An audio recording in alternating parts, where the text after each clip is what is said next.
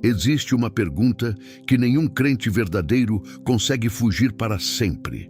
Ela aparece nas encruzilhadas da vida, nos momentos em que a voz da emoção fala alto, quando alguém diz, Deus me disse, quando uma oportunidade surge de repente e parece boa demais para ser coincidência, quando o coração quer uma coisa e a palavra parece dizer outra. A pergunta é esta: como eu sei que isso vem de Deus?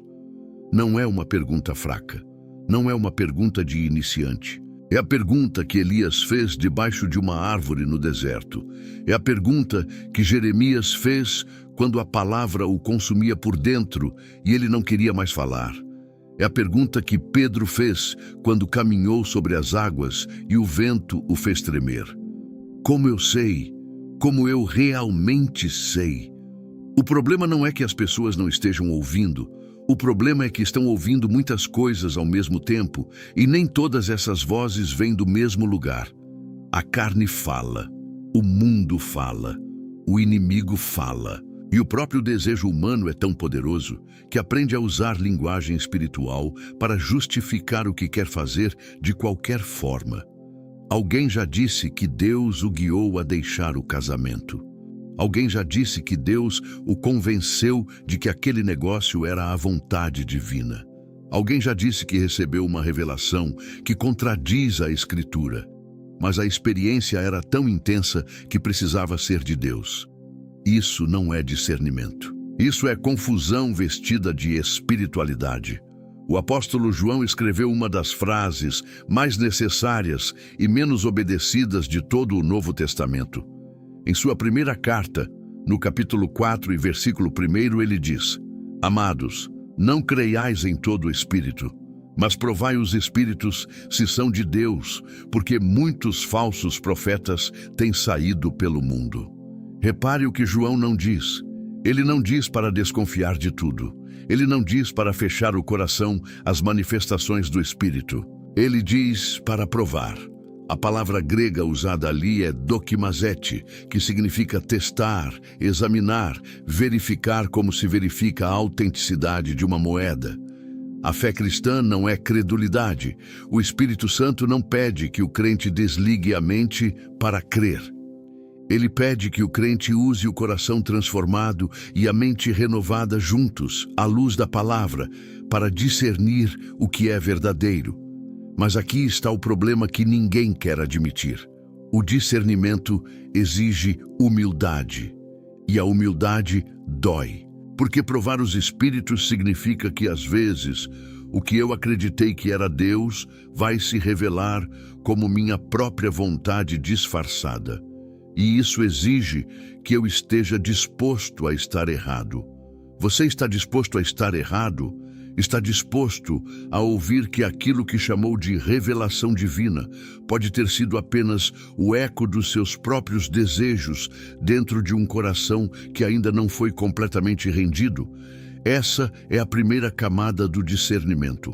A humildade de não confiar em si mesmo mais do que na palavra. O profeta Jeremias viveu num tempo em que o discernimento espiritual estava completamente deteriorado em Israel. Havia profetas em cada esquina. Todos tinham sonhos. Todos tinham visões.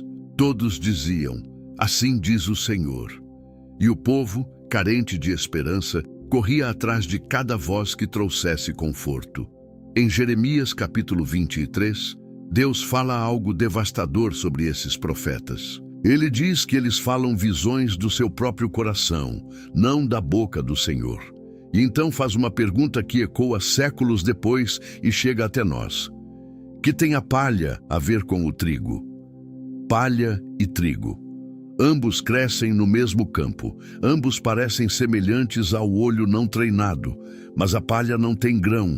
A palha não tem substância. A palha pode ser bonita, pode ser abundante, pode encher um celeiro de volume, mas não alimenta ninguém. E Deus está dizendo que a palavra, que parece espiritual, soa espiritual, é entregue com emoção espiritual, mas é palha, não tem grão, não tem substância, não transforma, não confronta, não alimenta a alma.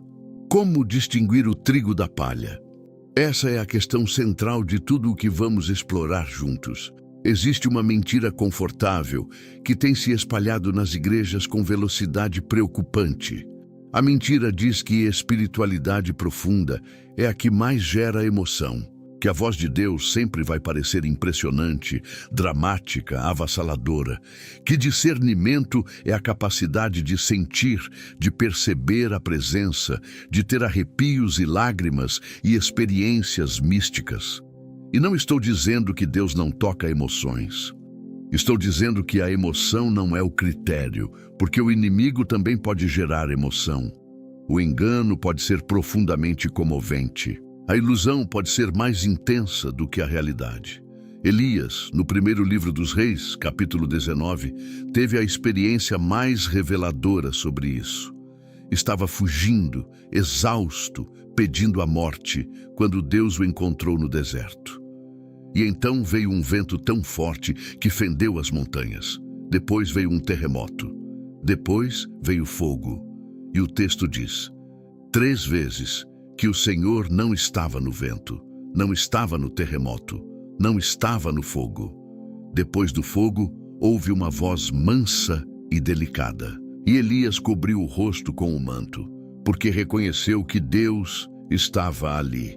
O que isso ensina sobre discernimento?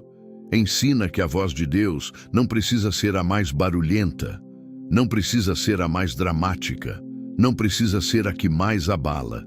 Às vezes, a voz que realmente vem de Deus é exatamente aquela que você quase não ouviu porque estava aguardando um espetáculo.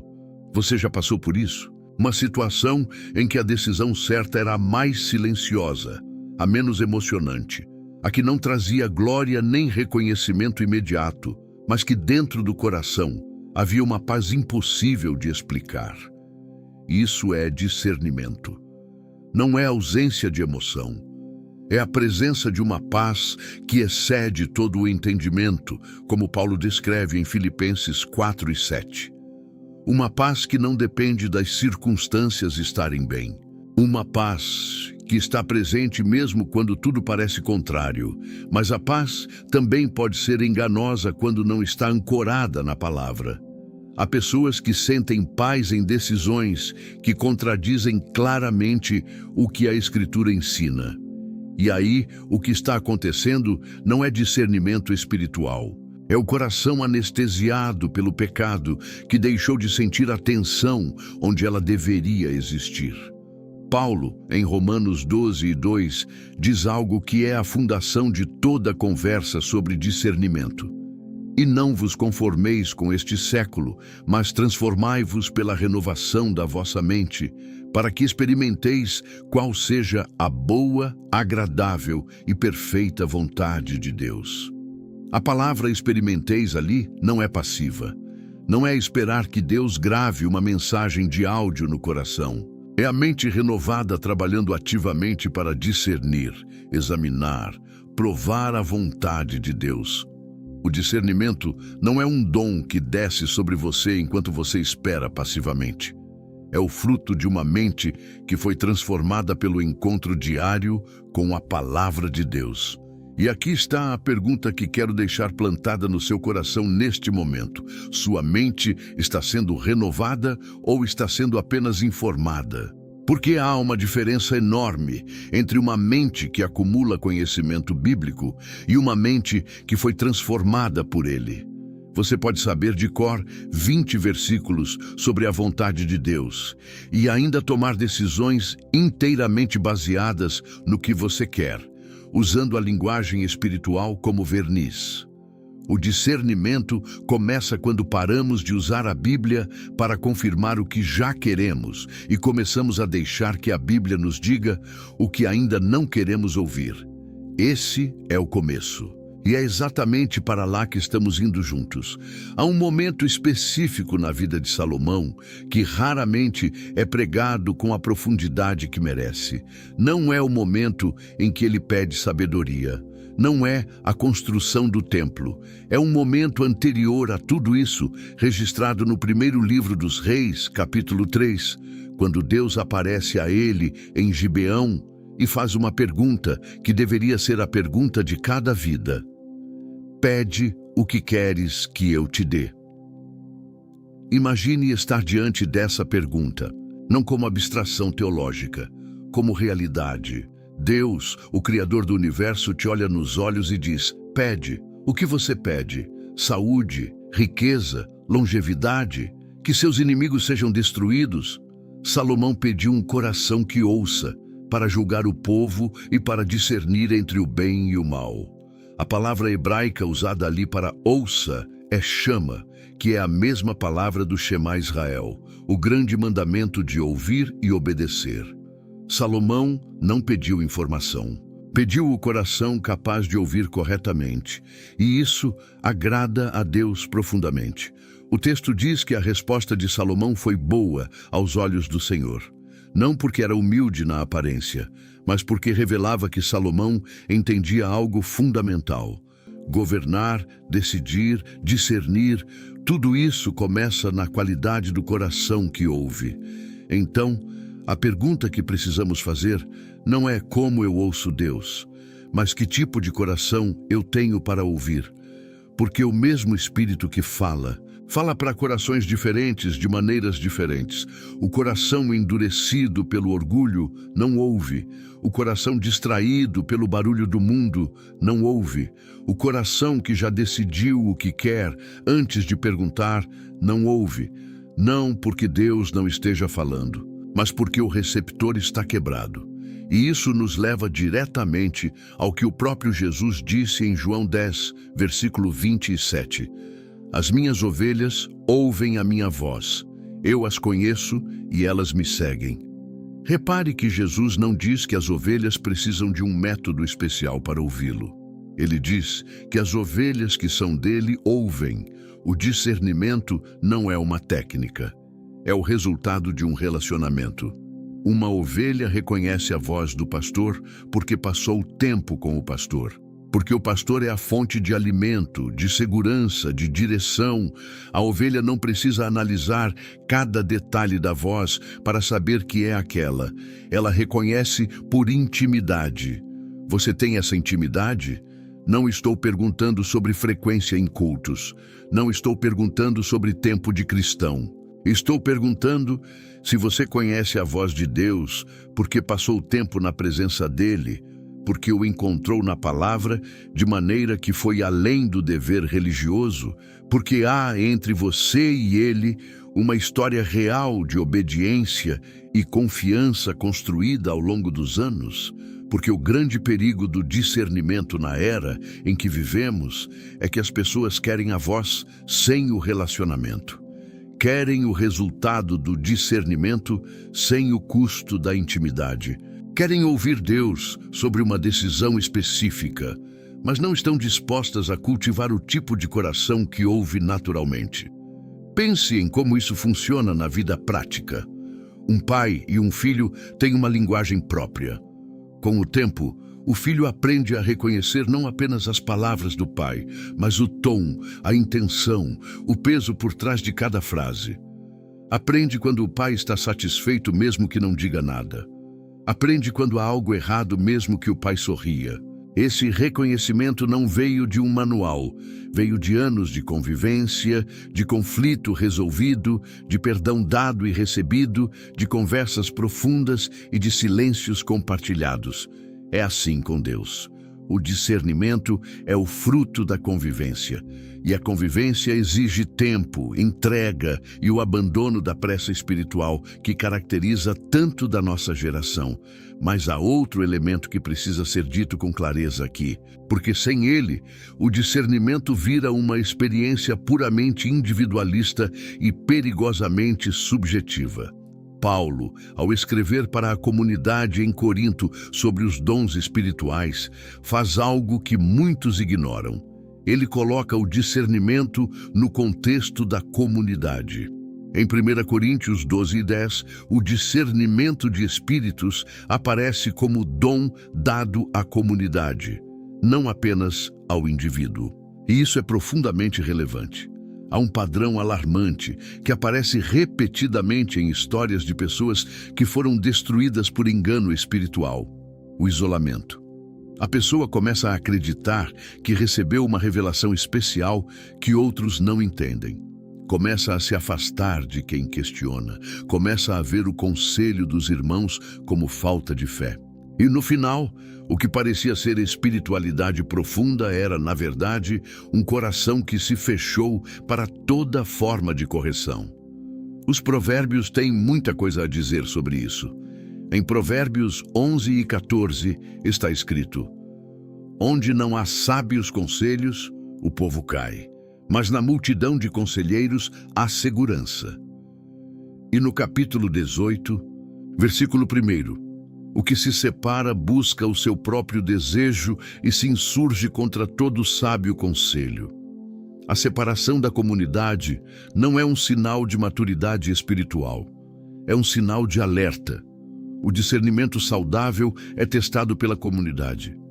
Se você recebeu algo que acredita ser de Deus e não consegue submeter isso ao escrutínio de irmãos maduros, de líderes íntegros, de pessoas que conhecem a palavra e te conhecem, então há um problema.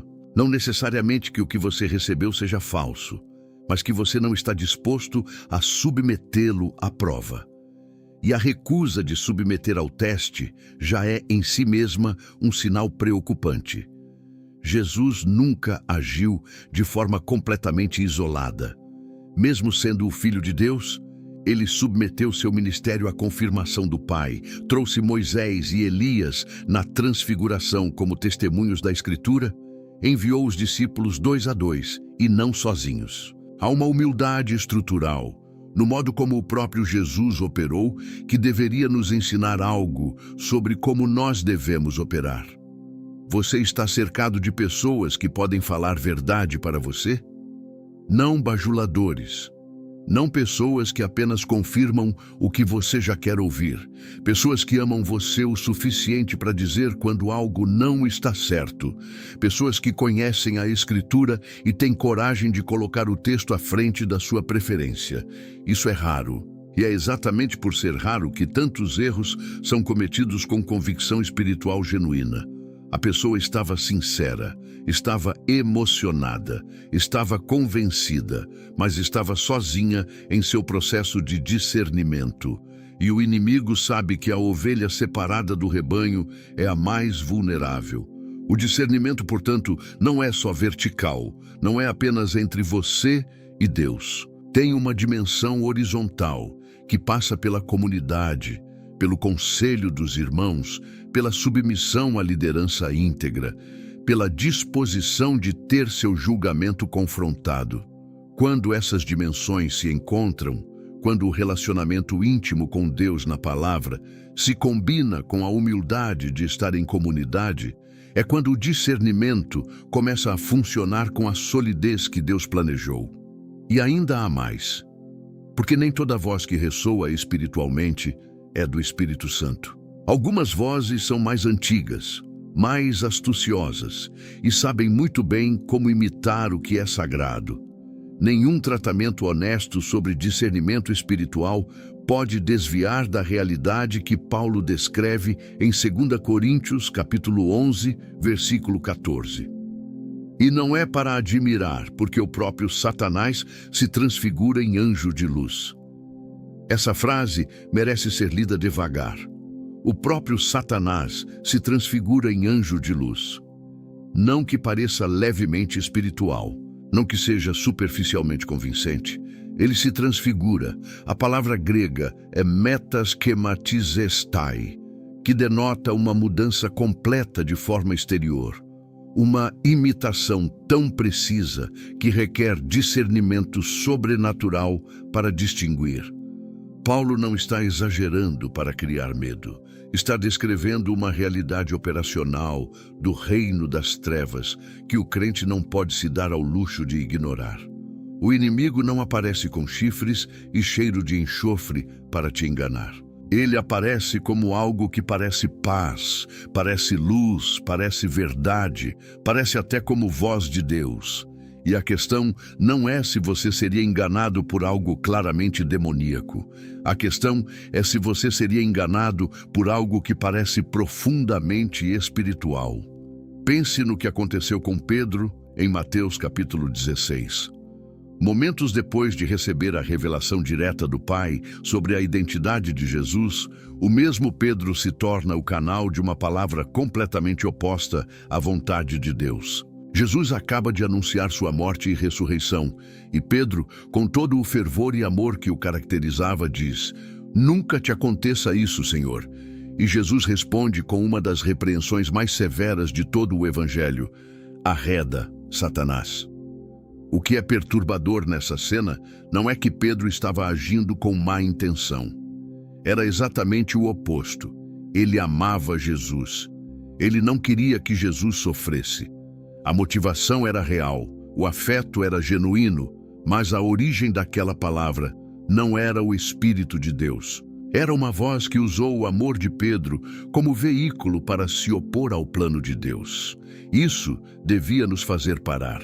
Devia nos fazer perguntar: quantas vezes o inimigo usou nossos afetos, nossos medos, nossos desejos mais nobres, como canal para palavras que parecem boas, mas se opõem ao que Deus está fazendo?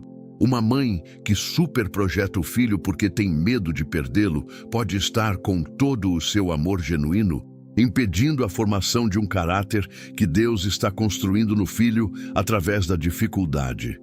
Um líder que não consegue corrigir porque tem medo de ser rejeitado pode estar, com toda a sua gentileza, permitindo que o erro se instale e se consolide. Uma pessoa que evita confronto porque chama isso de amor pode estar, com toda a sua boa intenção, sendo instrumento de algo que não veio do alto. O discernimento não é desconfiar de tudo. É ter olhos abertos o suficiente para enxergar que nem tudo que parece bom é de Deus, e que o inimigo é sofisticado o suficiente para usar exatamente as coisas mais sagradas em nós como porta de entrada. Então, como você testa? João capítulo 4. Dá um critério específico que o apóstolo usa para aquele contexto histórico, mas o princípio que ele ensina é amplo. Todo espírito que confessa Jesus Cristo vindo em carne é de Deus. Todo espírito que não confessa isso não é de Deus. O critério é cristológico. A pergunta não é apenas se parece espiritual, se gera emoção, se produz experiência. A pergunta é: isso exalta Cristo? Isso aponta para a cruz? Isso produz obediência ao senhorio de Jesus? Porque o Espírito Santo tem um trabalho central que Jesus descreveu em João capítulo 16. Ele glorifica a Cristo. Ele toma o que é de Cristo e anuncia. Qualquer coisa que se apresente como espiritual, mas afasta o foco de Cristo, que coloca a experiência acima da obediência, que produz entusiasmo sem transformação moral, que exalta o ministro mais do que o Salvador, precisa ser examinada com seriedade. Pense na mulher de Samaria, no capítulo 4 de João. Ela vinha ao poço de Jacó no meio do dia, o que já era um sinal de exclusão social. Quando Jesus a encontra e começa a revelar o que ela não tinha coragem de dizer sobre si mesma, observe o que acontece. Ela não tem uma experiência mística, ela não cai ao chão, ela não tem visões. O que acontece é que a verdade a confronta de tal maneira que ela vai à cidade e diz: "Vim de ver um homem que me disse tudo o que tenho feito." O sinal de que ela encontrou algo real não foi a intensidade emocional da experiência. Foi a disposição de ser vista, de ser confrontada, de trazer outros para o mesmo confronto. O Espírito Santo sempre produz esse movimento. Ele move em direção à luz, em direção à confissão, em direção à transformação verificável. Quando uma experiência espiritual leva a pessoa a se fechar mais, a evitar responsabilidade, a justificar comportamento que a palavra condena, isso não é o Espírito Santo trabalhando. Isso é algo diferente usando linguagem espiritual. E aqui está a questão que precisa ser feita diretamente. Você tem submetido suas experiências espirituais ao teste da transformação moral? Aquilo que você recebeu de Deus, aquela palavra, aquele sonho, aquela convicção, ela produziu humildade ou orgulho? Ela te aproximou da comunidade ou te afastou dela? Ela te tornou mais obediente à palavra ou mais convicto de que a sua experiência está acima dela? Essas não são perguntas retóricas. São perguntas que separam o trigo da palha. E se você estiver disposto a fazer essas perguntas com honestidade, já está exercendo a capacidade de discernimento que João ordena no começo do capítulo 4. O inimigo não pode imitar tudo.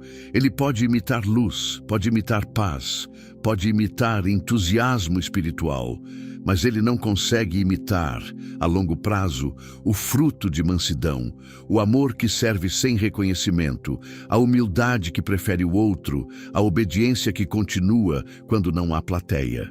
Porque esses frutos são sobrenaturais. Não vem da carne, não vem do engano, vem do Espírito. E é exatamente sobre os frutos que vamos agora aprofundar. Jesus disse algo em Mateus capítulo 7 que é simultaneamente simples e profundo demais para ser esgotado numa única leitura. Versículo 16: pelos seus frutos os conhecereis. E então ele usa a imagem da árvore. Toda boa árvore produz bons frutos. Toda má árvore produz maus frutos. Uma árvore boa não pode dar maus frutos, nem uma árvore má dar bons frutos. A primeira coisa que chama a atenção aqui é que Jesus está falando de profetas, não de árvores literais. O contexto é: guarda-te dos falsos profetas que vêm a ti em vestes de ovelhas, mas por dentro são lobos vorazes. E a forma de identificá-los não é pela aparência exterior, é pelos frutos. O que cresce da vida deles ao longo do tempo? O que o ministério deles produz nas pessoas que os seguem? O que acontece com os que vivem debaixo daquela influência? Isso é uma ferramenta poderosa de discernimento que transcende o contexto dos falsos profetas e alcança tudo o que precisamos avaliar espiritualmente. Não apenas ministérios, também relacionamentos, decisões, hábitos espirituais, vozes a que damos atenção, teologias que adotamos. O que essa voz, esse ensinamento, essa experiência, essa relação tem produzido em mim ao longo do tempo? Estou mais humilde ou mais orgulhoso? Mais obediente à palavra ou mais livre para fazer o que quero com cobertura espiritual? Meu casamento está sendo edificado ou minado? Minha mente está sendo renovada ou entorpecida?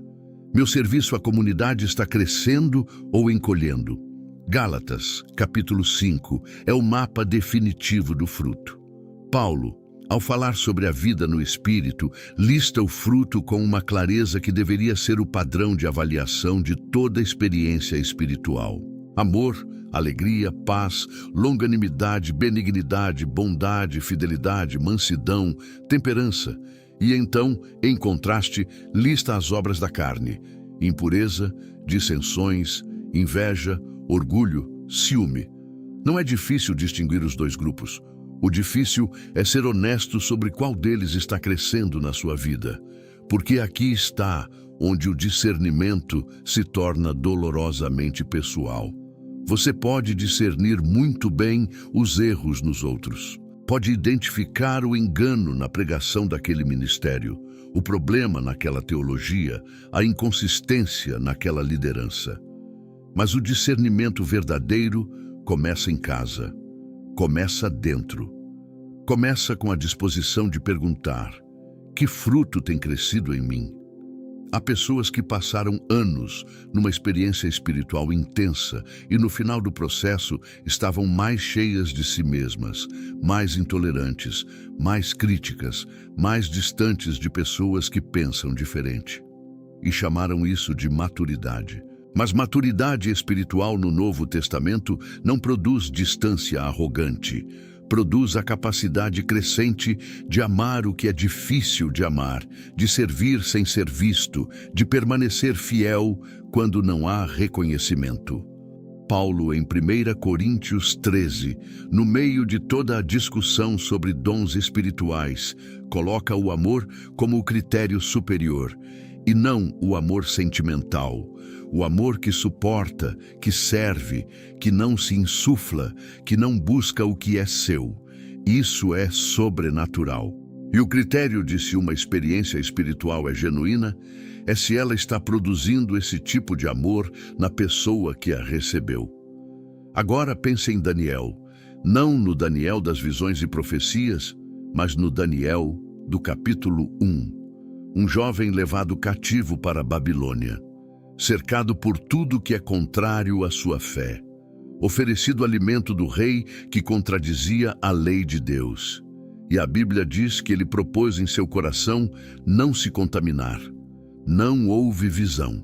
Não houve experiência mística antes da decisão.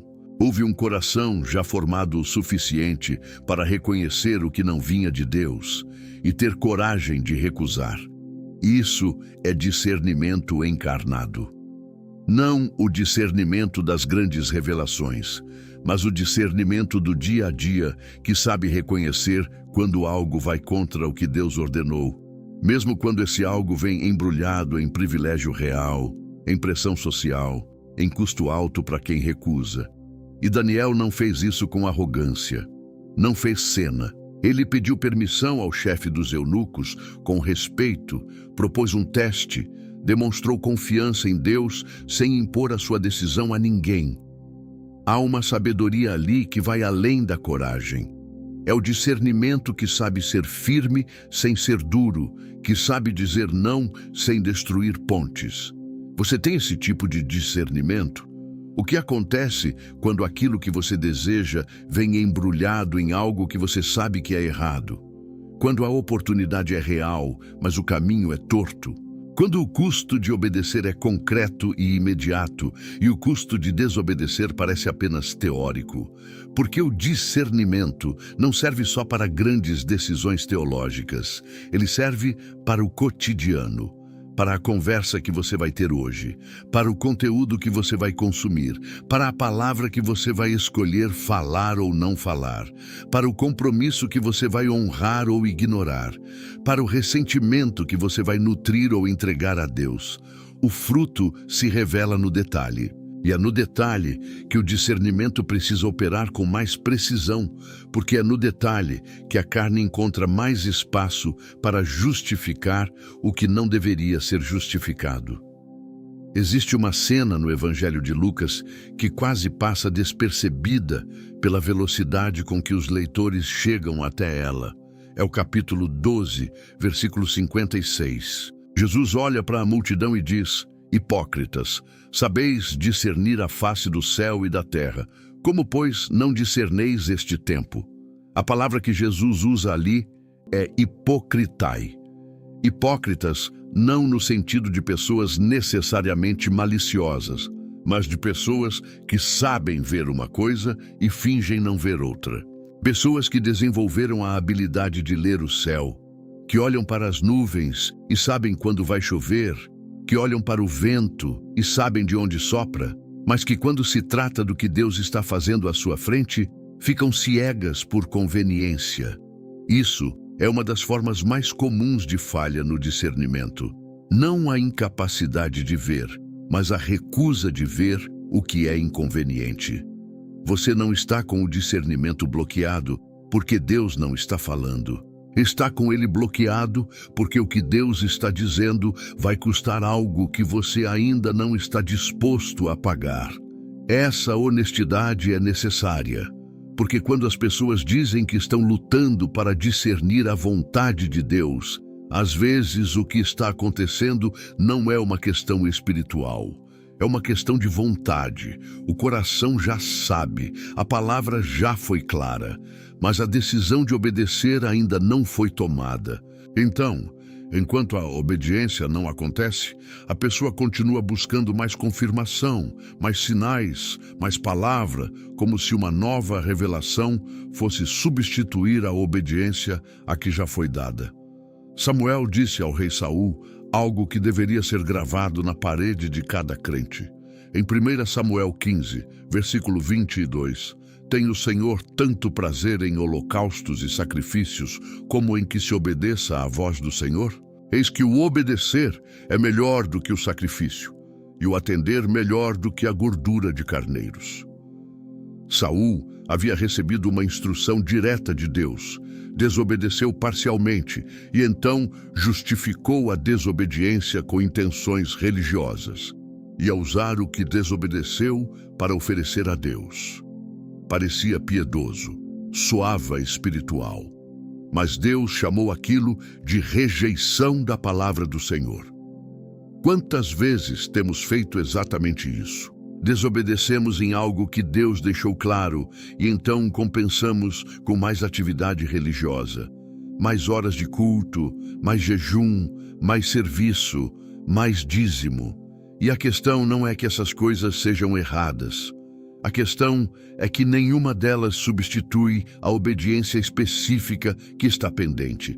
E o discernimento espiritual sobre novas questões fica seriamente comprometido quando há desobediência não resolvida em algo anterior. Isso é bíblico e é prático. O Salmo 66, versículos 18 e 19 diz: Se eu atentasse para a iniquidade no meu coração, o Senhor não me ouviria.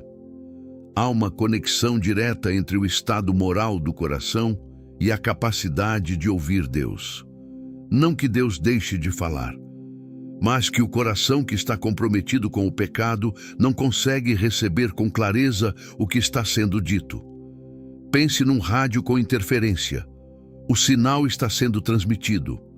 O problema não é o transmissor. É que há algo no receptor que está gerando ruído, e o ruído que mais interfere na recepção da voz de Deus não é o barulho do mundo ao redor. É o ruído interno de um coração que ainda não está rendido. E o que rende o coração não é esforço, não é disciplina religiosa como fim em si mesma. É a obra do Espírito Santo que se inicia com a confissão honesta.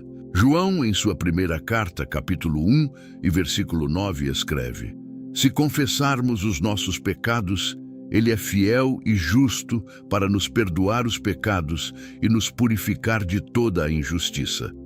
A purificação começa na confissão, e a confissão só é possível quando o discernimento está ativo o suficiente para reconhecer o que precisa ser confessado.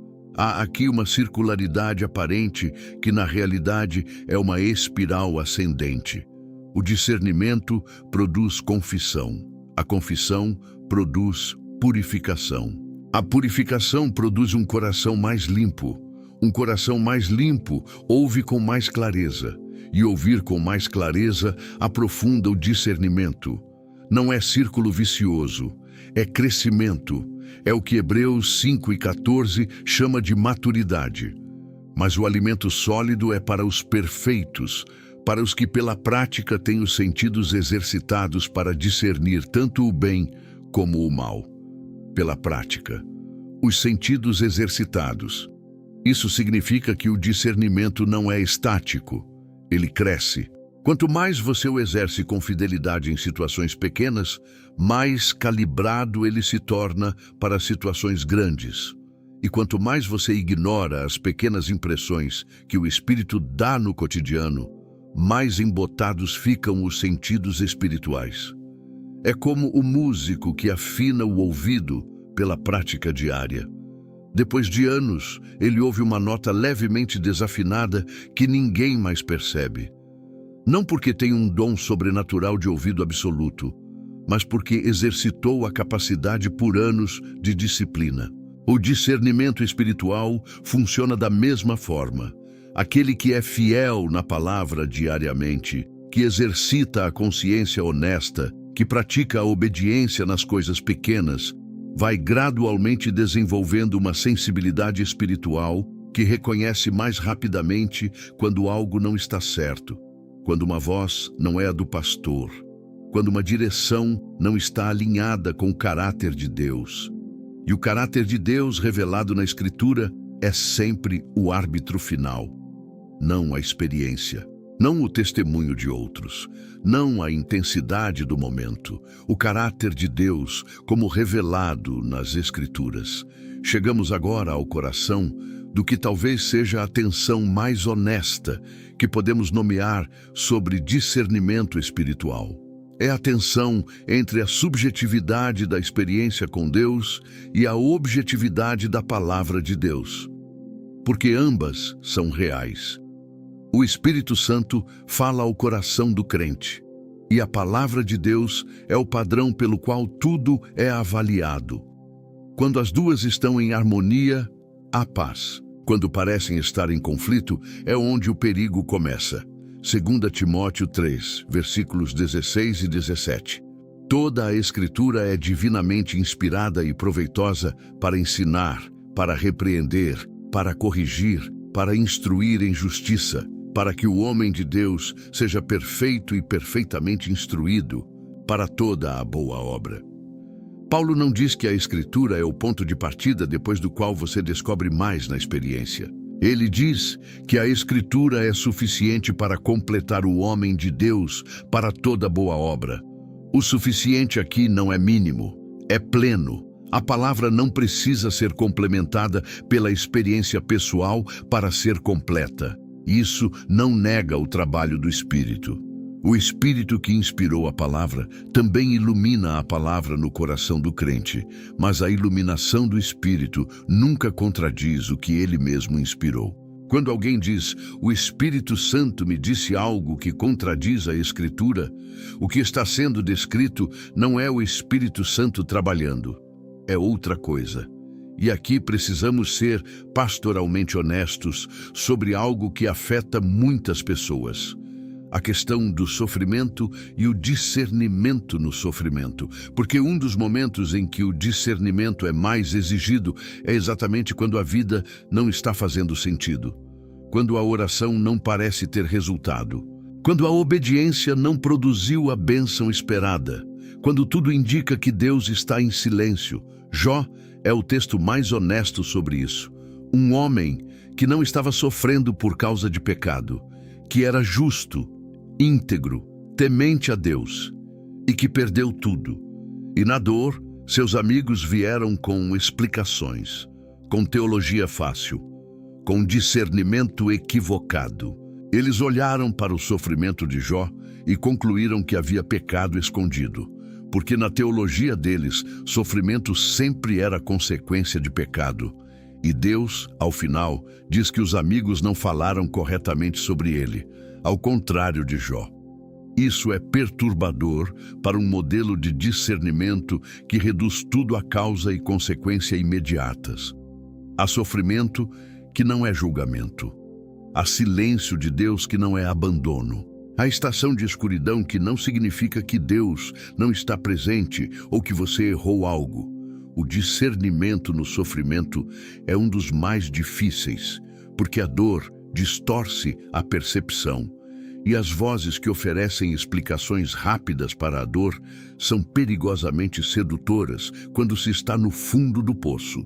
O discernimento aqui exige que você segure a tensão sem resolver prematuramente, que você reconheça que não tem todas as respostas, mas que a fidelidade de Deus não depende da sua compreensão. Paulo, em Filipenses 4, versículo 11, diz algo extraordinário. Aprendi a estar contente em qualquer estado em que me encontre.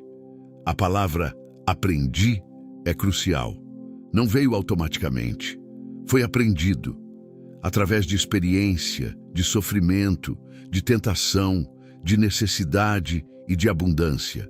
O contentamento como resultado do discernimento maduro é algo que se desenvolve através do processo, não algo que se recebe numa única revelação.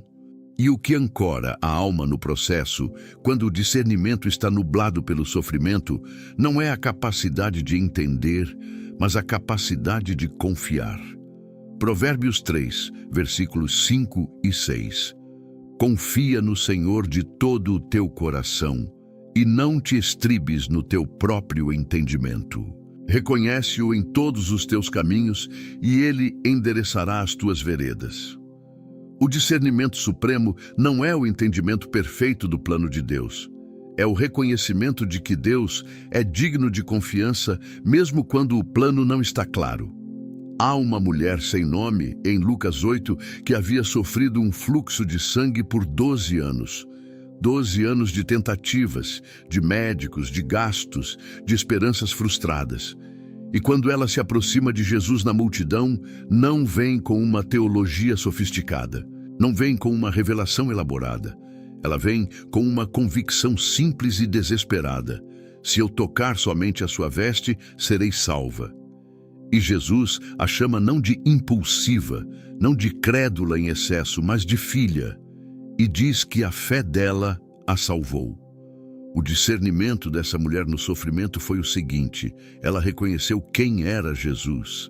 Reconheceu que nele havia algo que não encontrou em mais lugar algum e se moveu em direção a ele, apesar de tudo que dizia que ela não devia. Isso é discernimento nascido do desespero santificado, da fé que não tem mais onde se apoiar, exceto em Cristo. Às vezes, o discernimento mais profundo não vem de anos de estudo teológico. Vem de alguém que chegou ao fim de todos os seus recursos humanos e, na falta de qualquer outra opção, decidiu tocar a borda da veste de Jesus. Chegamos ao ponto em que tudo o que foi dito precisa confluir numa decisão. Não uma decisão abstrata. Uma decisão que você toma agora, neste momento, com a vida que você tem, com o coração que você trouxe até aqui. O discernimento espiritual não é um tema para ser admirado. É uma realidade que precisa ser vivida, e ela começa com uma escolha que a maioria prefere adiar. A escolha de parar de buscar confirmação para o que você já quer fazer e começar a buscar genuinamente o que Deus diz, mesmo que seja o contrário do que você espera. Em Isaías capítulo 30, Deus faz um lamento que ecoa com força até hoje.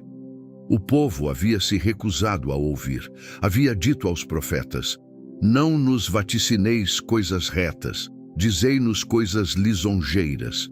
Dizei-nos o que queremos ouvir. Profecias confortáveis, confirmações do que já decidimos, palavras que não nos custam nada. E Deus descreve essa recusa como uma rejeição da palavra santa de Israel, uma rejeição disfarçada de busca espiritual. Você está genuinamente aberto ao que Deus quer lhe dizer, ou está apenas procurando a voz que vai confirmar o que já decidiu? Essa pergunta não é um ataque, é uma misericórdia, porque se você é capaz de respondê-la com honestidade, já está operando em discernimento. A primeira prova de que o discernimento está funcionando é a disposição de fazer perguntas difíceis para si mesmo sem fugir das respostas. Ezequiel 36, versículo 26. Dar-vos-ei coração novo e colocarei dentro de vós um espírito novo. Tirarei de vós o coração de pedra e dar-vos-ei um coração de carne. Essa promessa não é para uma elite espiritual. Não é para os que já chegaram. É para o povo que reconheceu sua dureza e clamou por transformação. O coração novo não é produzido pela disciplina humana. É dado por Deus em resposta ao reconhecimento honesto de que o coração antigo não serve.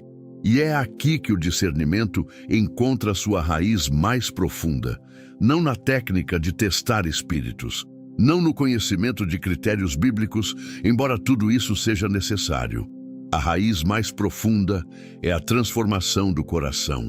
Um coração que amou Deus por anos, que foi confrontado pela palavra e se rendeu, que foi quebrado e restaurado, que passou pelo fogo e emergiu com mais dependência do que entrou.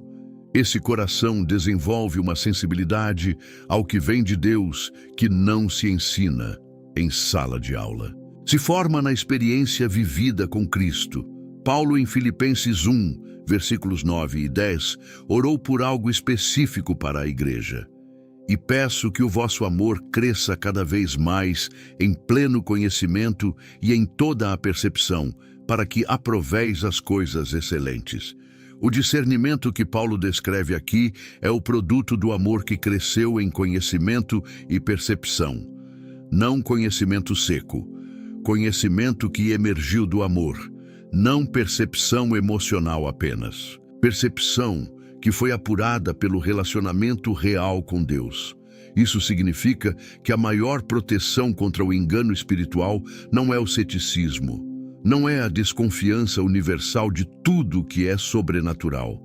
É o amor genuíno por Deus, cultivado no relacionamento real com Ele através da palavra, da oração, da comunidade e da obediência. Quem ama a Deus de verdade desenvolve, com o tempo, a capacidade de reconhecer quando algo não combina com quem Deus é. Como uma mãe que conhece o choro de seu filho dentre centenas de crianças. Como um músico que reconhece a nota errada antes que a música termine. Mas esse amor precisa ser testado. E o teste definitivo do amor por Deus não é a intensidade da emoção no culto. É a obediência quando ninguém está vendo. É a fidelidade nos momentos em que desobedecer seria mais conveniente, menos doloroso, mais compreendido pelos outros.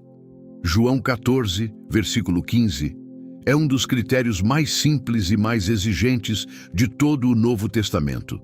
Jesus diz: "Se me amardes, guardareis os meus mandamentos." Não há separação. Amor e obediência são o mesmo movimento do mesmo coração.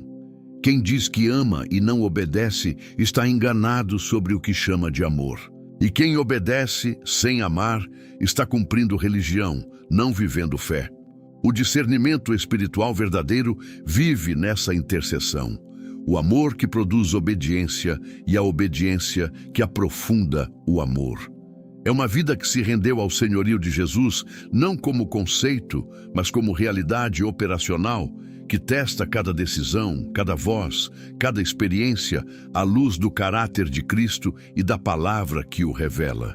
E então, a última convocação é esta: não saia daqui com mais informação. Saia com uma decisão. A decisão de render ao Senhor aquela área onde você sabe que tem resistido ao discernimento.